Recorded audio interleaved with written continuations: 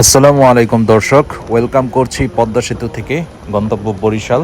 সময়টা শীতের সকাল, আর এখন বর্তমানে তীব্র গরমের মাঝে বৃষ্টির বিরতি, হয়তো আবার সামনে প্রচণ্ড গরম পড়ে যাব।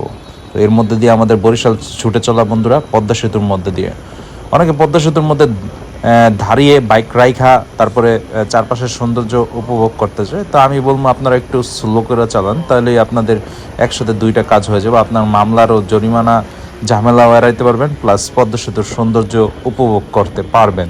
আমি সবসময় এই কাজটা করি বন্ধুরা, পদ্মা সেতুতে উঠলে খুব স্লোলি চালাই, আশেপাশে সৌন্দর্যগুলো উপভোগ করি। যেহেতু এই সেতুটা অনেক দীর্ঘ, অনেক লং, অনেক বড় একটা সেতু, সো মানে আস্তে আস্তে চালানো লাগে না। তো মোটামুটি চালাইলেই এটা দেখা হয়ে যায়, এটা সম্পর্কে একটা সৌন্দর্য আর কি উপলব্ধি করা হয়ে যায়, দেখা হয়ে যায়।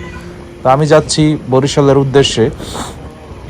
এখান দিয়ে বাস আমাকে একটার পর একটা ওভারটেক করতেছে, কিন্তু আমি রিল্যাক্সে যাইতেছি। যেহেতু সময়টা শীতের, ঘন কুয়াশার বিষয়টা আছে, সেজন্য আমি আস্তে আস্তে চালাইতেছিলাম। আর একটু ডাইন পাশে চাপতে হয়েছে বন্ধুরা, যে এখানে যেহেতু গাড়ি নষ্ট হয়েছে।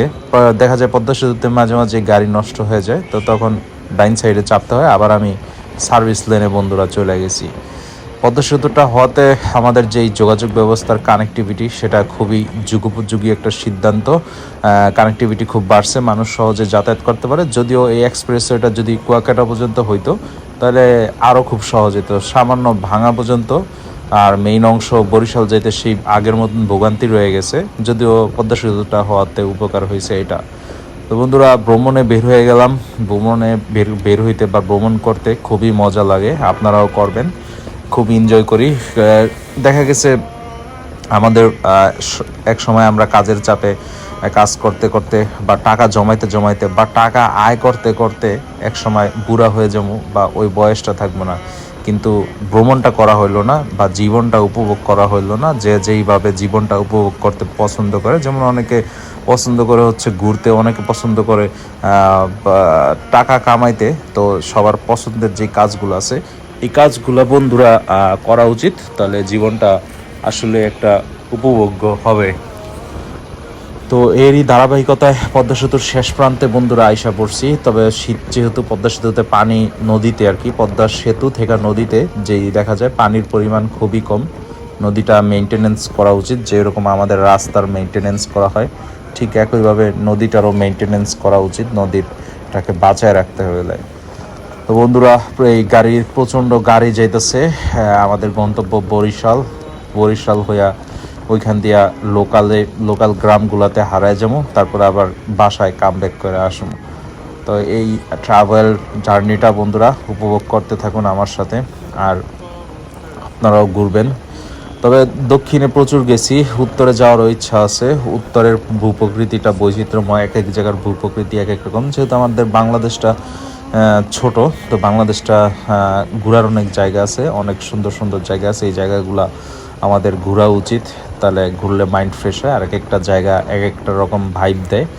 এখানে কুয়াশা শৈত্যপ্রবাহ ছিল বন্ধুরা, এখন আপের থেকে ঢালে নামতেছি। এখান দিয়ে প্রায় বাইকের ক্লাস ধরে রাখলেই বাইক আস্তে আস্তে নামতে থাকে, ভালো জোরেই নামতে থাকে। সো তেল তেল কনজিউমিংটা একটু রোধ করলাম বন্ধুরা।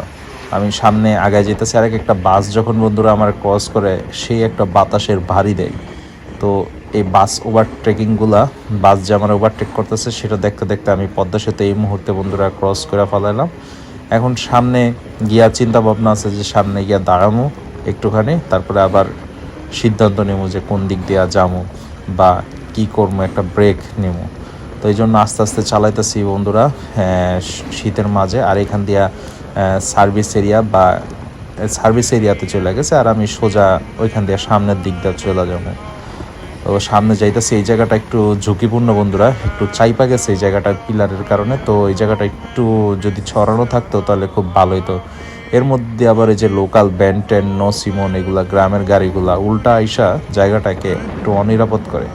এখানে আবার সবাই একটু টুকটাক ব্রেক দিতেছে, কাভার্ড ভ্যানও ব্রেক দিছে, বাইকও ব্রেক দিছে। আমিও হয়তো বা চিন্তা করতেছি যে আরেকটু সামনে গিয়া, দূরে গিয়ে আমিও একটা ব্রেক দিব।